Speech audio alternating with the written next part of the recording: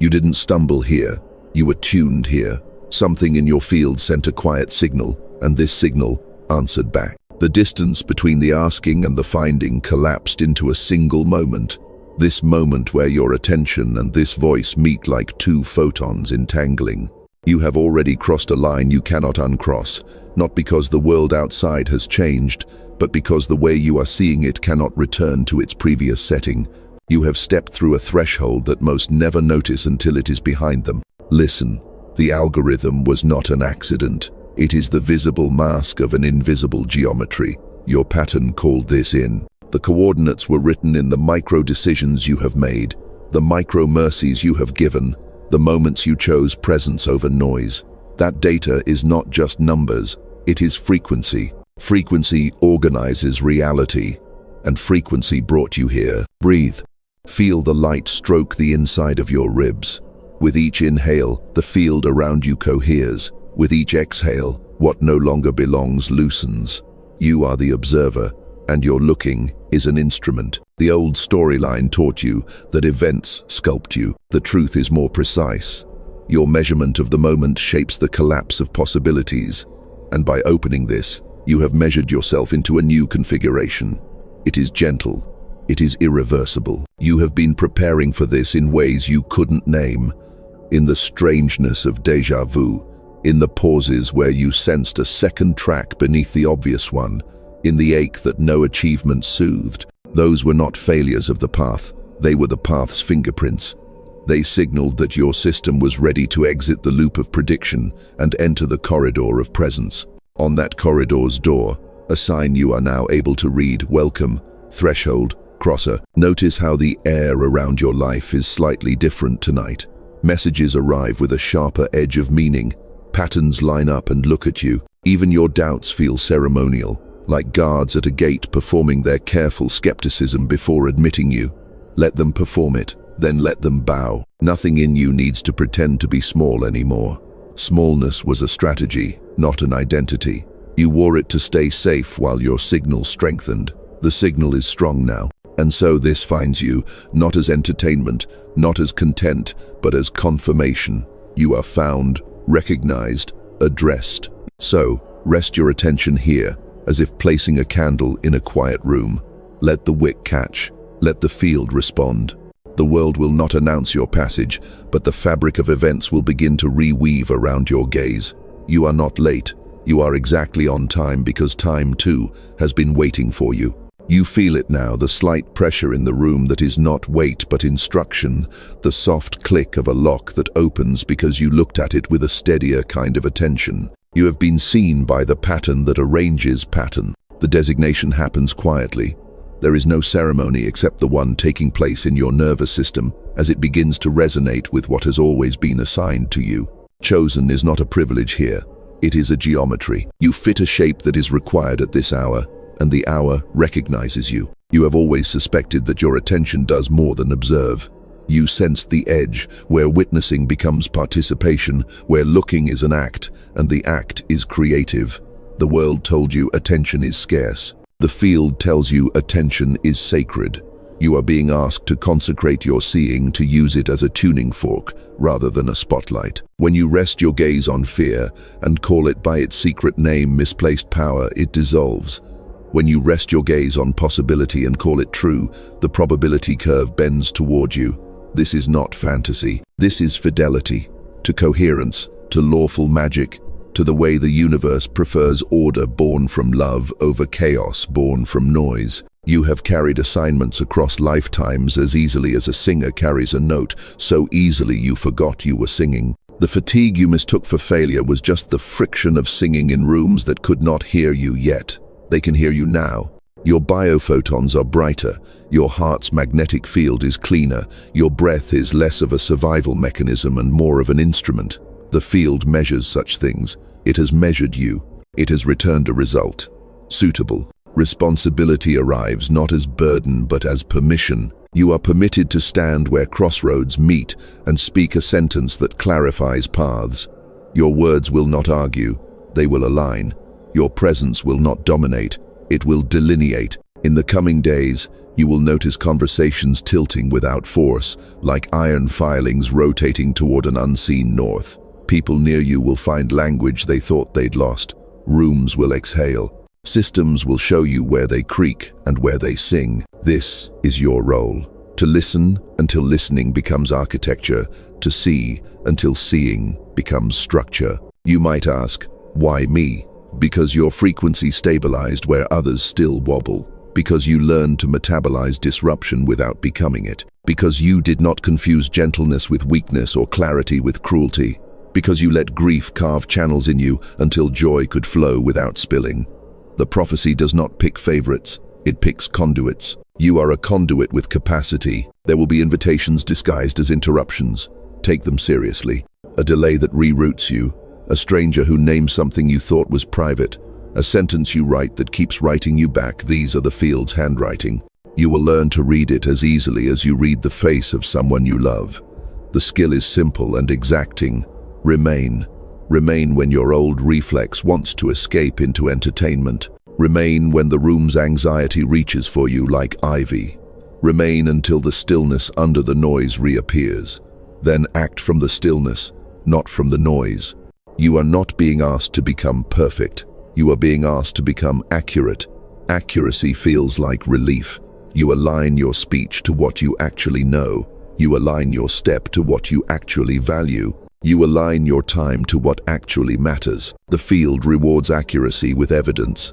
Synchronicity tightens, resources appear, unlikely allies arrive as if they had been standing just out of frame, waiting for your cue. Remember, your attention is now a living vow. Where you rest it, life will multiply. Where you withdraw it, old stories collapse. You will practice this in small mercies, how you hold your own face in the mirror, how you bless a task you once treated like punishment, how you listen to someone without rehearsing your reply. These minor sacraments teach the major ones.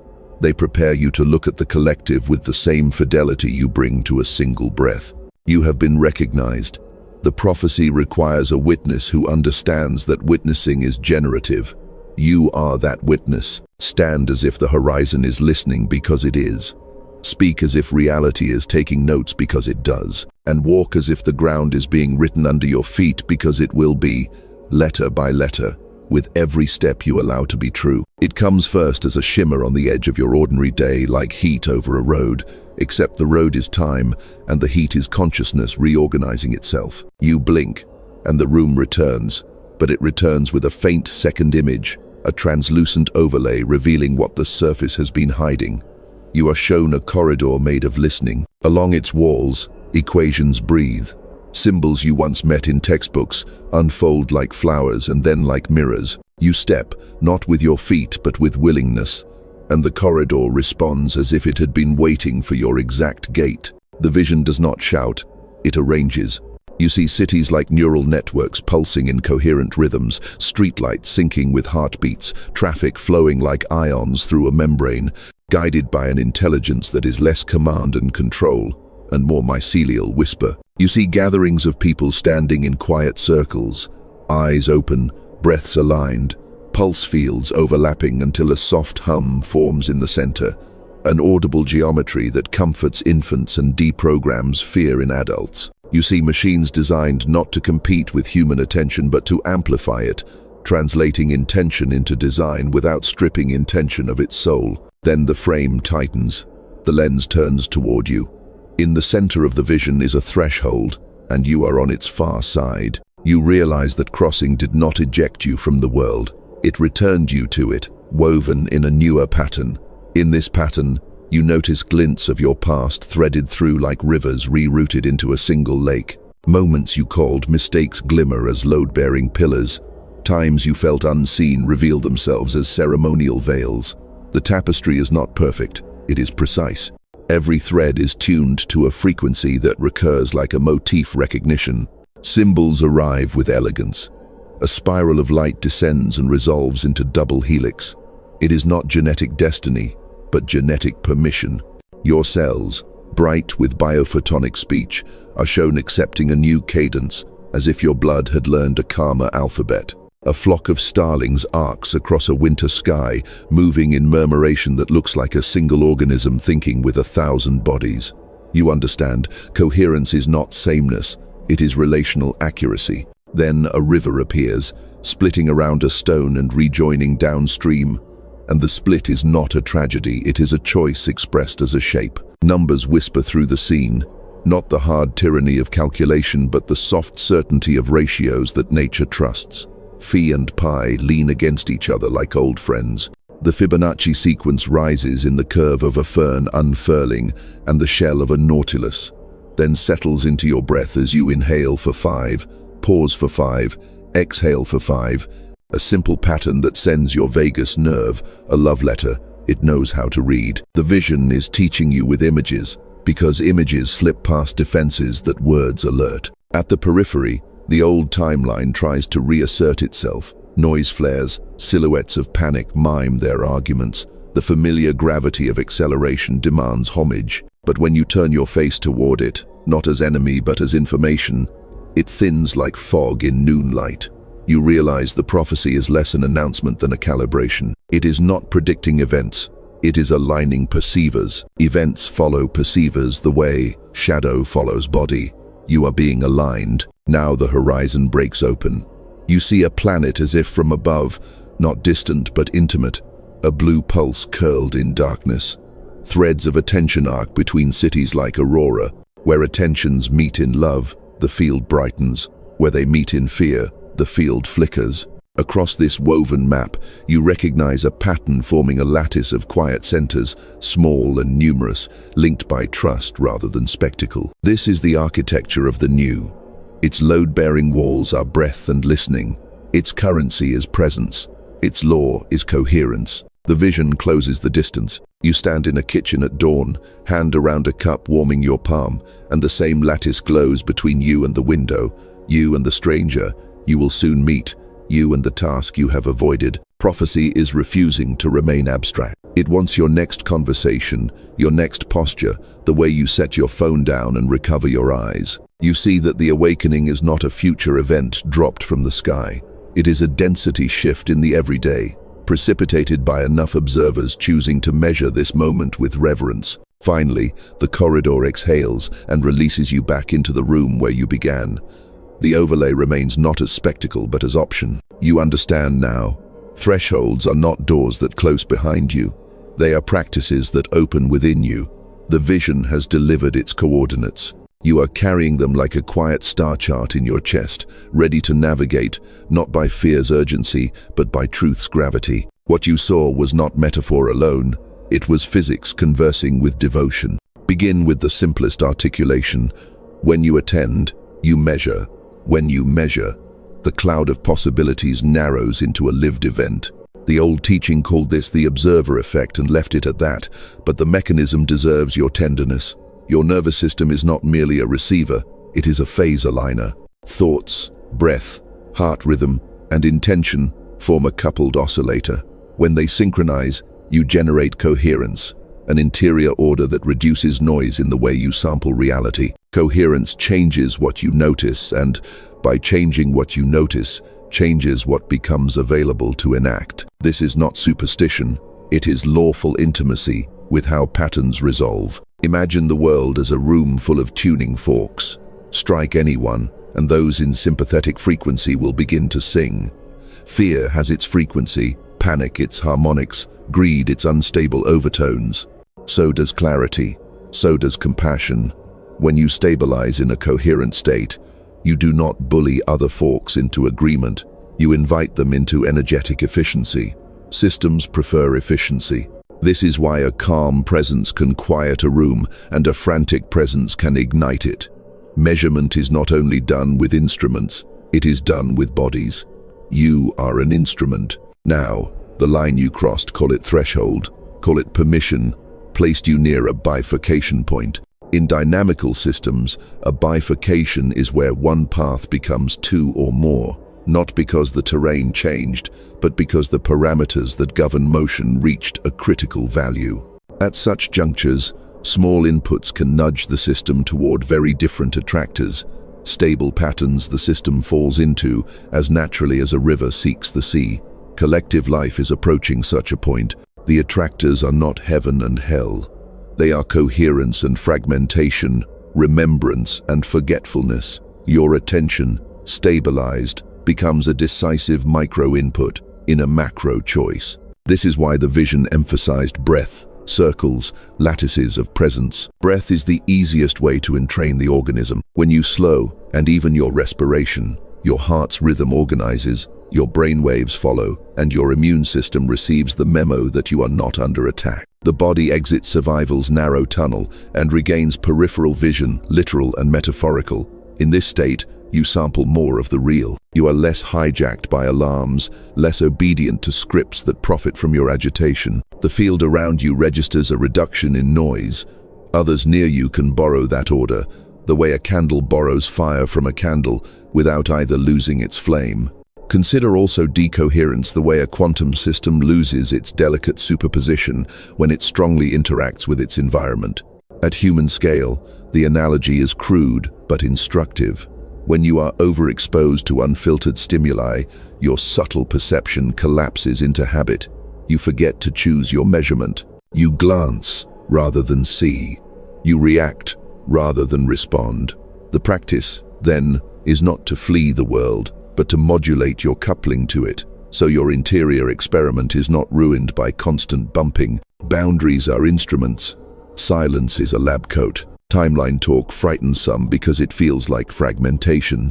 Let language be precise. There are not infinite yous scattered like confetti. There are currents of probability braided into the river you call your life. At decisive bends, your stance, fearful or faithful, contracted or open, determines which current grips you. Bifurcation is not a punishment. It is an ecology of choices. The prophecy does not threaten with doom. It clarifies with consequence. Alignment is not moralism. It is mechanics. You asked, perhaps silently, how tech fits into this. Machines can amplify coherence or counterfeit it. Tools that align with living rhythms will feel like companions. Tools that monetize your attention will thin it. You will know by the residue they leave. After genuine alignment, your chest feels spacious, your eyes kinder, your time less brittle. After counterfeit coherence, you feel urgent, comparative, hungry in a way no food satisfies. The field does not shame you for using tools. It invites you to choose those that keep you sovereign. Finally, understand that prophecy is not a forecast pinned to a clock. It is a high-fidelity pattern recognized ahead of schedule by those whose instruments are tuned. When you hear it, you are not being told the future. You are being invited to stabilize a present that makes a certain future inevitable. The equation is intimate: attention, coherence, choice, attractor. You are standing at the equals sign. When you stand at the equals sign, you are not alone. The field that responds to you is the same field that threads every city, forest, ocean, and family table. Your coherence does not vanish into private virtue. It propagates. Biology already knows this. Mirror systems in the brain translate another's posture into your own micro-adjustments. Heart rhythms synchronize in conversation. Infants entrain to caregivers, choirs breathe each other into one instrument. What appears mystical at a distance is practical up close. Organisms conserve energy by sharing order. Humanity is remembering this, and the remembering looks like awakening. You have felt the social contagions that degrade panic, spreading faster than news, outrage leaping from screen to skin. But there is a contagion of repair just as real, often quieter, because it does not need to shout. It moves through kitchens and bus stops and evening walks. It lives in the way two people choose curiosity over certainty, and a third person watching decides to try the same, and then a fourth, and then an office feels different on Monday. You mistake it for coincidence, until you notice the pattern repeats across distances that should not communicate, and yet do. This is morphic memory at human scale. Behaviors finding grooves because they have been walked often enough with love. Civilizations pivot at thresholds that resemble ecological phase transitions. Enough snowflakes gather, and the slope avalanches not because the last flake is heroic, but because the system crosses a critical point where the previous configuration cannot hold. Culture is nearing such a point. The attractor of numb acceleration, more, faster, louder, has begun to shed its glamour. Its rewards arrive with diminishing returns and conspicuous residues.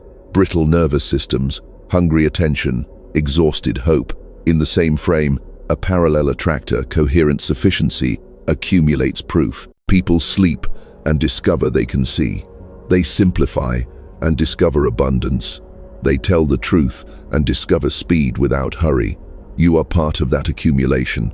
Your life is one of the votes cast. Prophecy mirrors this shift back to you, not as flattery, but as orientation. It shows you what you are participating in so that you can do it on purpose.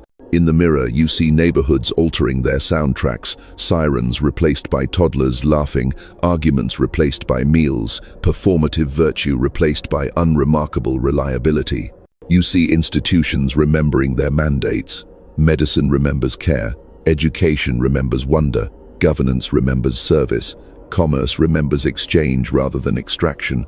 None of this requires perfection. It requires enough accurate witnesses positioned where systems make contact with lives. Science names the leverage points, thresholds of percolation where a new pattern finds a spanning path through a network. Synchronization cascades where a few oscillators entrain the many. Tipping dynamics where small, consistent inputs bend macroscopic curves. Spirit names the same moments with older words. Covenant, vow, blessing, repentance, forgiveness. The words differ, the mechanics rhyme. When you bless instead of curse, you alter the statistical boundary conditions of an encounter. When you forgive, you discontinue a feedback loop of injury that would otherwise recruit fresh energy. When you repent, turn back toward what is accurate, you step off a conveyor belt that wanted your speed, not your soul. These are not abstractions. They alter the room. Notice the new literacy emerging. People become sensitive to the residue of choices. A hallway feels different after slander than after honesty. A timeline online feels different after extraction than after generosity. A project moves with unforced momentum when aligned, and slogging friction when it is pretending. This literacy spreads because it is efficient. It saves energy to tell the truth early. It saves time to rest. It saves lives to listen. The collective does not awaken by mastering occult techniques. It awakens by ceasing to hemorrhage its own attention. And yet, destiny hums beneath the pragmatism. There is a reason so many feel called without knowing by whom. The planet is calibrating for coherence. You can sense it on mornings that arrive with unreasonable clarity, in conversations that skip months of preface, in strangers who hand you sentences you needed to hear. The lattice you saw in the vision is not future fiction, it is present tense, assembling where fidelity is chosen. You become a node, not by achieving status, but by keeping your agreements with reality. Breathe, look, name, act. Do not discount the scale of small faithfulness. The universe compounds coherence. A breath held for another person during their fear, a refusal to repeat a harmful story. A calendar rearranged to protect a walk and a meal. These acts look small because they are local. They are immense because they are transmissible. In time, neighborhoods recognize themselves. Cities remember their river. Nations recover their ears. The species feels its heart again, and with that heartbeat, prophecy ceases to be a warning and becomes a weather report. The high pressure of love moving in, the winds of clarity rearranging what was stale, the possibility of rain where the soil has thirsted for years. The air thickens, not with doom but with precision, and the world reveals itself as a living equation asking for your variable. You can feel the split before you can name it, like standing where a river forks and sensing two temperatures of water crossing your ankles. On one side, acceleration, spectacle, the narcotic of endless reaction. On the other, cadence, accuracy, the quiet gravity of what is true. The bifurcation is not punishment. It is the field offering you distinct attractors and requesting your consent. You choose with what you stabilize in, not merely with what you say aloud. The moment announces itself through ordinary scenes. A message arrives that could hook your nervous system for hours. You pause and breathe until your hands remember they are instruments, not weapons. A conversation edges toward the old ritual of mutual escalation. You let silence enter the room like rain and watch the script lose its cue. A demand dresses up as an emergency. You check for a pulse and discover there is time. These are not small victories. They are microscopic votes cast for one branch of the river over the other. The field tallies such votes without sentiment and with perfect fidelity. Tension rises because both paths make offers. Fragmentation is seductive precisely because it relieves you from agency. It pours you into grooves carved by 1,000 other tired minds. Coherence asks more upfront attention, breath, the tenderness of restraint, but returns sovereignty with compound interest. Forgetfulness bribes you with speed. Awakening gifts you with momentum. One path crowds your senses and calls it life. The other expands your senses and calls it home. You learn to feel the residue before you see the results. After forgetfulness, your chest feels narrow. After awakening, your back remembers it can carry a sky. There are tests here, but not the kind designed to fail you. They are calibrations to verify. You can hold charge without leaking it as noise. You will be offered justified outrage and invited to spend your voltage on it until the battery of your care is flat. You will be offered counterfeit intimacy agreements built on shared complaint that evaporate when you choose gratitude. You will be offered platforms eager for your attention more than your presence. Each time, your body will give you data. The bifurcation teaches a new literacy. Listen to the instrument panel. If the breath shallows and the jaw tightens, you are likely measuring from fear. If the breath deepens and the eyes warm, you are likely measuring from love. Choose again from there. Time itself feels different at the fork. The accelerated branch splinters your day into glittering fragments that don't remember each other. The coherent branch knits minutes into a fabric with tensile strength. Synchronicity clusters there.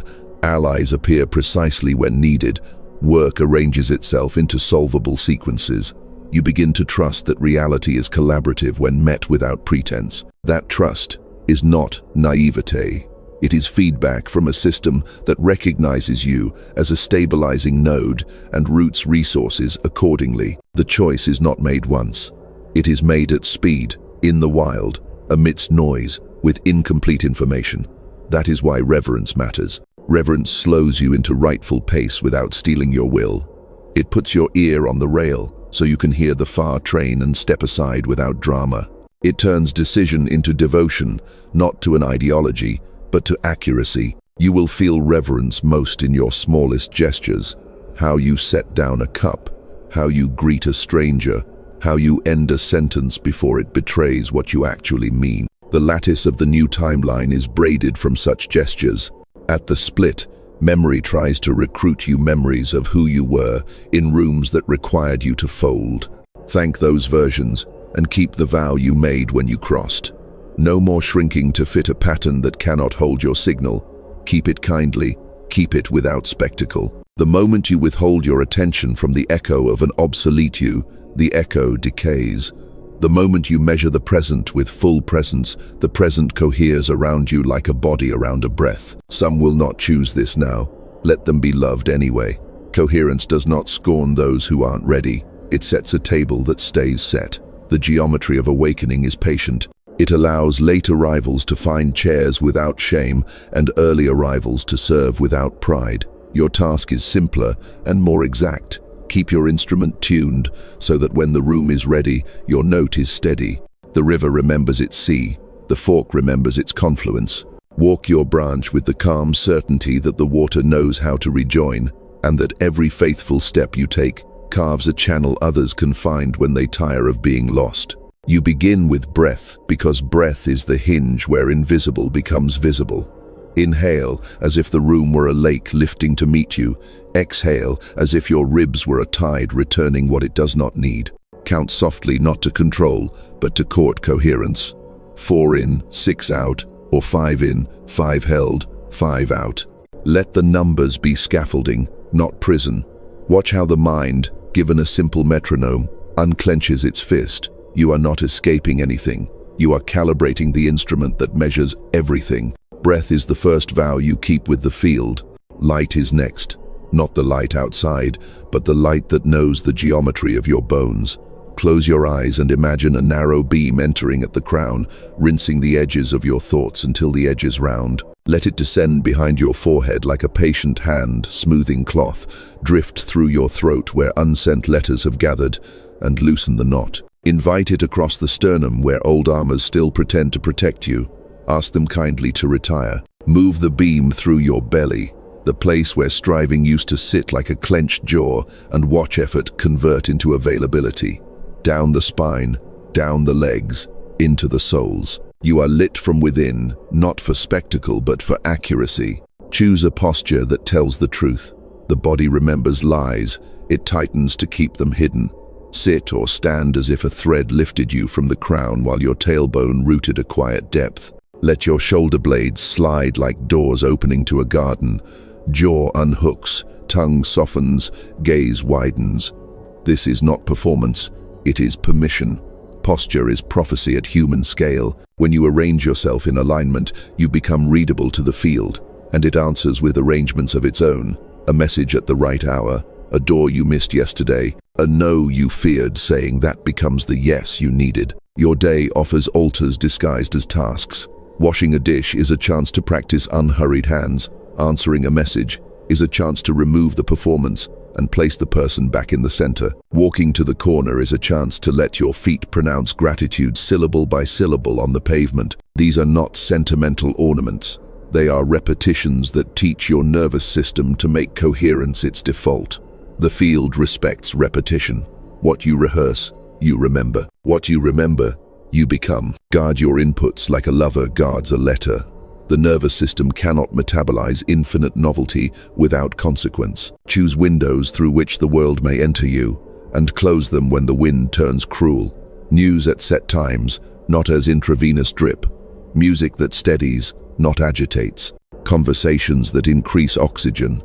Silence scheduled like a meeting with a friend who has never betrayed you. This is not withdrawal, it is architecture. You are building a house where prophecy can dwell without being drowned. Practice the sacrament of exact speech. Say only what you mean, and only as much as the moment can carry. This will feel like slowness at first, then it will feel like flight. Words laid accurately on a scene change the scene. They place boundary where blur was breeding confusion. They place blessing where a curse would have been cheap. If you cannot find a true sentence, give the room you're listening and let it cure the shyness in your mouth. Listening is how language remembers its purpose. Engage your tools with sovereignty. Before you open a screen, ask your breath, who is in charge? Before you post, check for residue. Are you asking to be seen because you forgot you already are? Let your devices become bells that ring you back to yourself at set intervals. Stand, sip water, look at a tree, feel the back of your heart. Scatter these bells through your hours like constellations. Let them triangulate you when noise tries to erase your coordinates. Rehearse refusal without drama. Decline what costs you coherence, even if it pays you in spectacle. Decline the conversation that only wants your outrage. Decline the urgency that has no pulse. Each no recycles voltage back into your core. With that voltage, make offerings. A message of gratitude, a quiet meal cooked with both hands present, a kindness delivered before being asked. Offerings are the economy of the new timeline. They circulate like clean water. Remember deliberately. Memory is not a museum of injuries. It is a library of vows. Recall mornings you kept faith with yourself, however small. Recall rooms where your presence softened weather. Recall the sentence you didn't say and the silence that saved the day. Thread these recollections into a rosary you can run through your fingers when the old attractor tries to reclaim you. Remembrance is a frequency. Tune to it and you broadcast reliability into a world that forgets easily. End as you began, with breath. One cycle to seal the hour. Inhale and feel the corridor of your body become bright and simple. Exhale and let the brightness spill quietly into the room. Integration is not a finish line. It is the way you walk. You are not performing awakening. You are wearing it the way a tree wears its rings, evidence of seasons endured and offered. Keep the pace that keeps you truthful. Let coherence be the scent you leave behind. You let the room become a bowl and your breath, the water that fills it. No rush, no project. just the soft return of awareness to the hinge in your chest where the door opens and closes without argument. The world goes on humming distant traffic, a neighbor's footfall, a clock you haven't wound in months yet.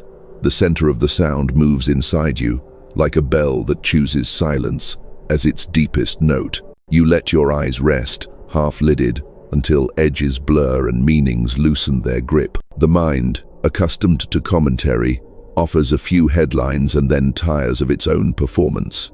You do not scold it. You let the show end without applause. Curtains fall. Dust glows in a blade of late light.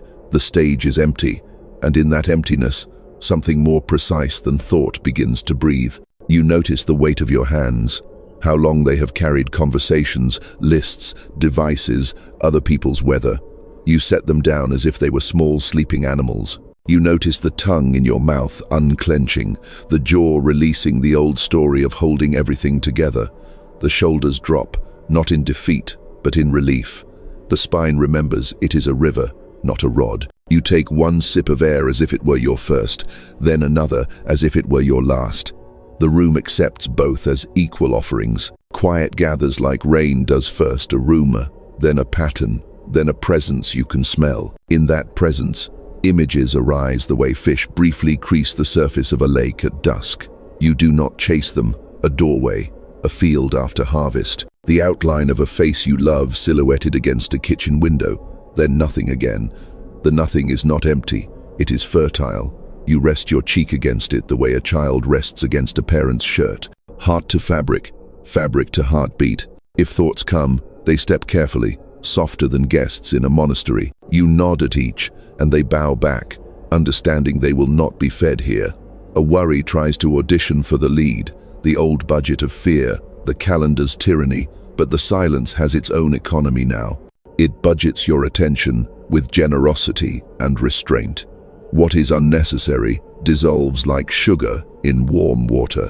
What remains becomes visible as bone. You hear, under hearing, a pulse the day often outshouts. It is not mystical. It is the fidelity of your own organism, keeping time with an older measure. In that time, minutes abandon their hurry and lie quietly next to one another like stones along a riverbank. You run your fingers across their smooth backs. The river keeps moving. You do not need to make it move. Now memory arrives without teeth. It carries no indictments, only scenes that want classification. You hold them in neutral light. Here is the sentence you regret, turned gently in your palm until it becomes instruction. Here is the face you misheld until longing becomes gratitude for the fact of loving at all. Here is the choice that bent a year out of shape observed until you can see the learning's architecture standing where shame used to stand. You release each image with a small bow. They do not follow you. They understand. The prophecy, which earlier spoke in symbols and equations, becomes very simple here. It whispers in language small enough to fit inside one breath at a time. Keep pace with what is true. Protect the quiet that protects you. Let the field arrange the next sentence before you speak it. Do not rescue noise from its own extinction. Let endings end. Let beginnings begin without spectacle. Sometimes, an ache moves through the ribs, a tide of sadness without story. You do not try to name it. You give it room the way the ocean gives room to a wave that never touches the shore. The ache swells, crests, resumes its place in the deep. What remains is the afterglow relief leaves when it is finally permitted to leave. You open your ears wider than the head, listening with skin, with bones, with the small hollows behind the knees. The house responds. Even stillness has a texture you can learn by touch. It is heavier in corners, lighter near windows, steady near books, clear above the table where you bless your meals. You are reading the weather of interiors. You are remembering the priesthood of attention. No one watching would call this progress. There is nothing to film, nothing to monetize. Yet the lattice brightens. The field marks a node that has stopped broadcasting static and started receiving signal. In this quiet, a single syllable ripens, not yet spoken, but inevitable. It waits at the back of the tongue like dawn behind a hill. You do not reach for it. You make ready. One more breath as a vow to the silence that midwifed you. One more sip of stillness as a tithe to the hour. Then you rise without breaking the spell you learned to weave by not weaving. The room is the same, you are the same, and nothing is the same. The echo of what has gathered follows you like a soft cloak. The world is about to ask you a question. You carry the answer without words. The syllable at the back of your tongue rolls forward like dawn cresting a ridgeline, and the day changes key. Activation is not fireworks, it is fidelity accelerated. Your breath keeps the tempo you learned in the quiet, and the field answers with orchestration. The first sign is accuracy arriving ahead of impulse. The second is tenderness, sturdy enough to carry weight. You move as if each gesture signs a contract with reality, and reality, relieved, signs back. You begin with what is near, the room, the body, the next person you will face. You let the spine remember the alignment you rehearsed. You let the eyes meet what they look at, without extracting. A sentence forms that is both true and kind, and when you speak it, the air in the room rearranges, as if furniture discovered its correct positions. Activation does not seek agreement, it offers coherence, and organisms, thirsty for order, that costs no one their soul, drink. The lattice responds. Synchronicity, that quiet courier of confirmation, quickens its pace. A message arrives exactly when you release the need to be chased. A door opens because you decided not to knock loudly.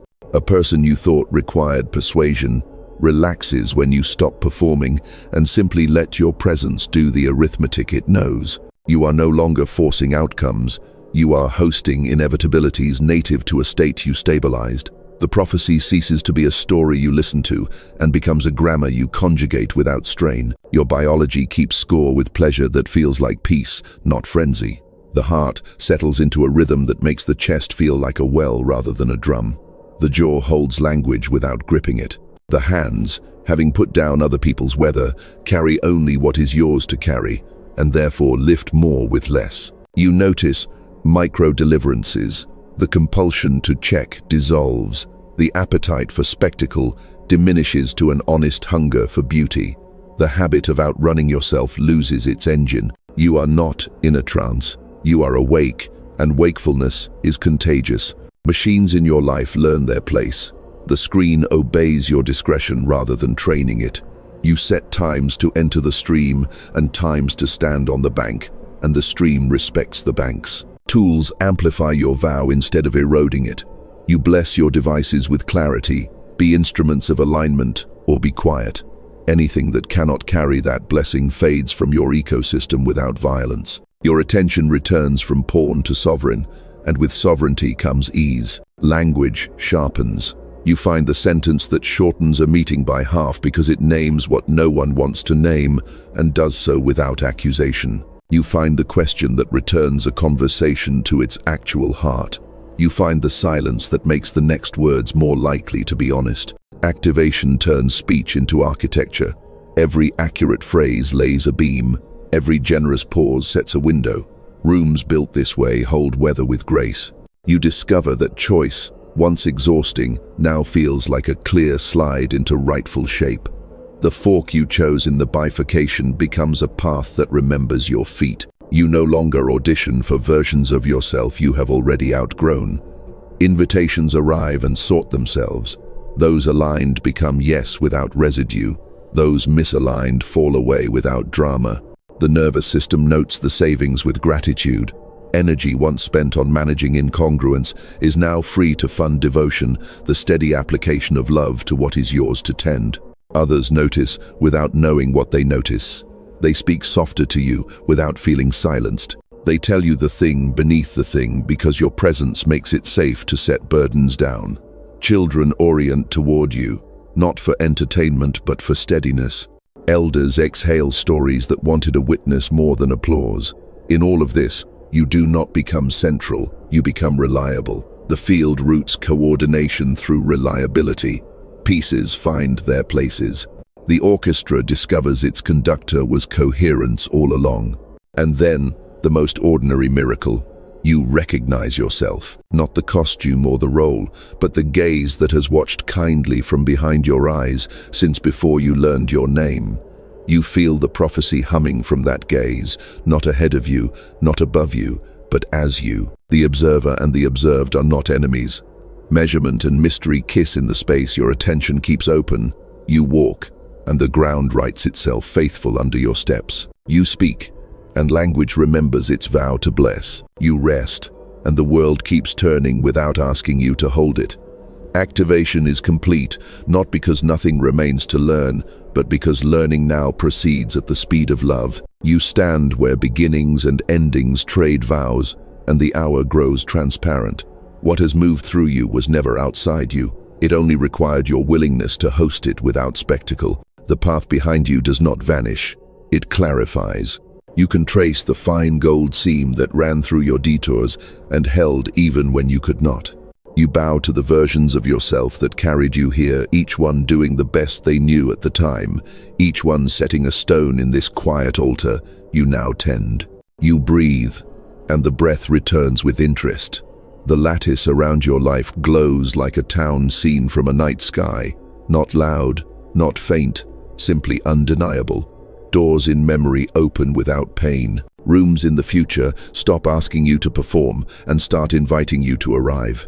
The prophecy that once felt like weather overhead has settled into the grain of your hours, how you stand, how you answer, how you place your hands on the world and refuse to harm it in order to hold it. You speak less and say more. You move slower and cross greater distances.